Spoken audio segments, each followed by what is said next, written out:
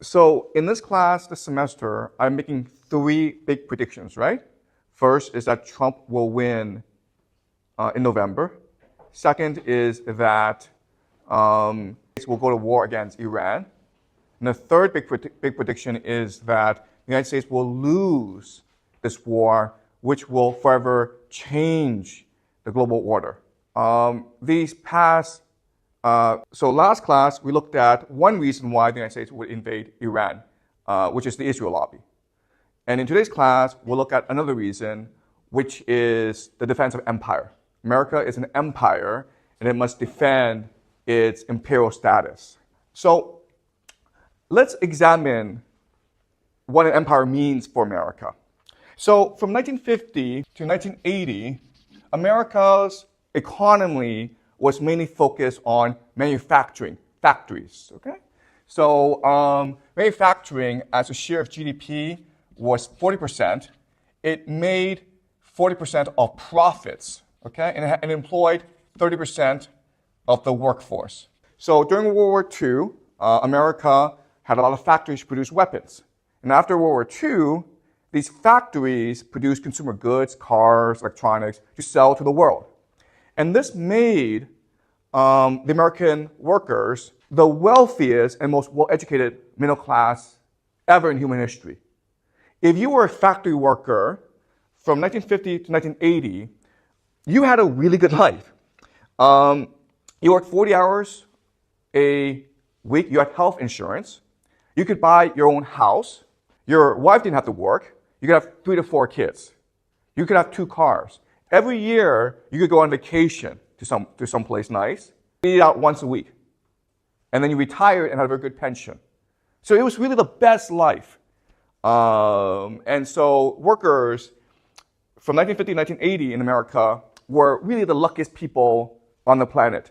You were better off actually being born into the middle class in America than you were being born rich in Africa or Asia or South America, okay? But then after 1980, was something called the Reagan Revolution and the introduction of what we call neoliberalism.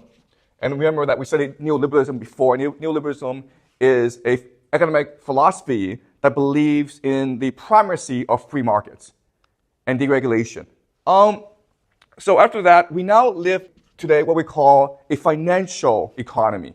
Okay? The economy has been financialized.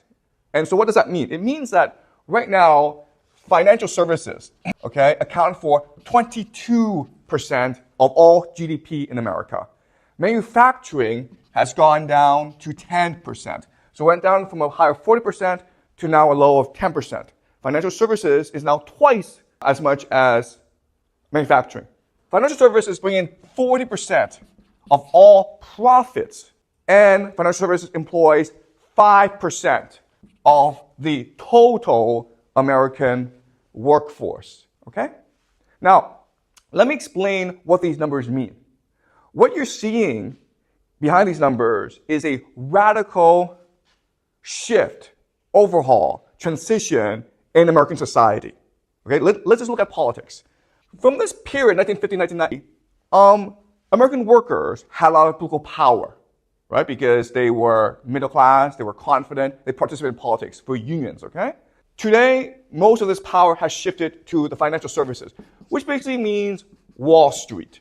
And working for Wall Street are what we called the professional managerial elite. Okay, so these are people who live on the coast, San Francisco, New York, Washington, D.C., Boston. They went to elite schools, okay, the Ivy League, and they're multicultural. And right now, they're the most powerful political group in America. And this has led to massive political divisions within the country, okay? So it's the first major consequence. Before, it was who had a large say over American politics. And now it is Wall Street, the financial sector, and the coastal professional management elite.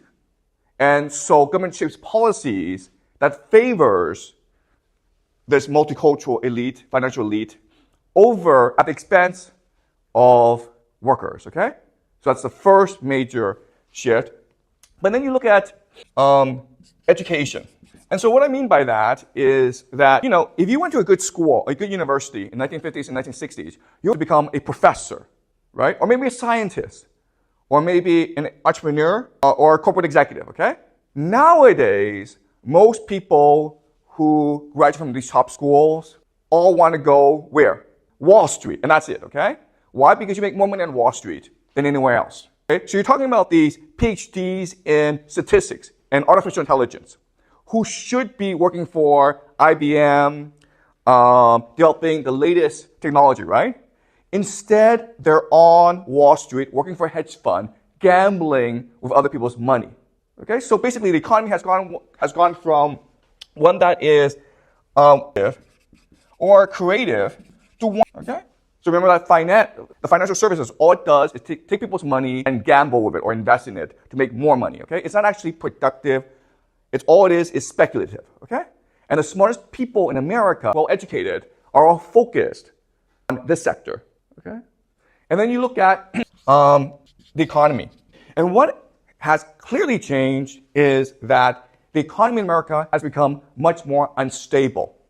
So in 2001, there was the internet crash, right? The dot-com crash. And in 2008, there was the financial crisis, right? The subprime crash.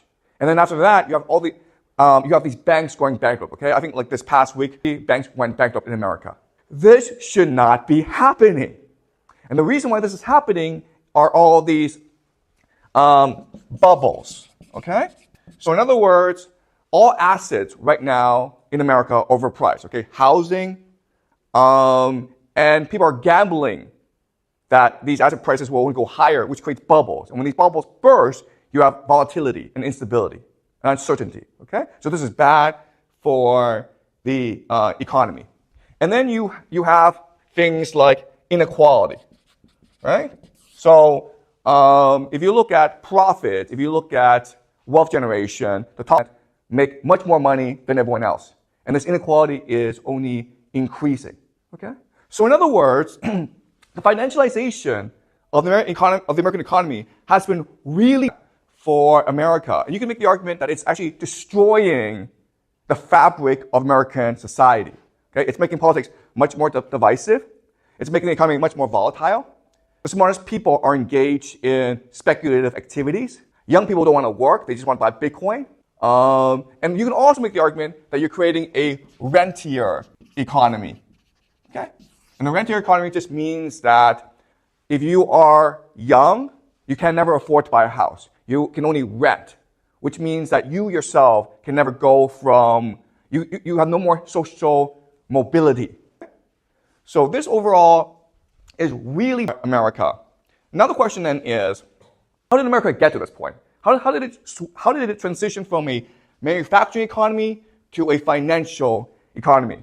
And there are different theories out there, okay? There are some economists who say that this is just late stage, okay? This is the natural evolution of capitalism. There are some who argue that it is the neoliberalism or the Reagan Revolution that caused this. Okay, when you cut back the role of government, when you emphasize free markets, you have this situation, the over-financialization of the economy, okay? What I want to show you today is that the real reason is the transition to empire, okay? There's a really simple explanation for why this is happening, and the reason is that after the end of the Cold War, 1991, America became a global empire. It could now set the rules of the game, and it set the rules of the game so that it would always win.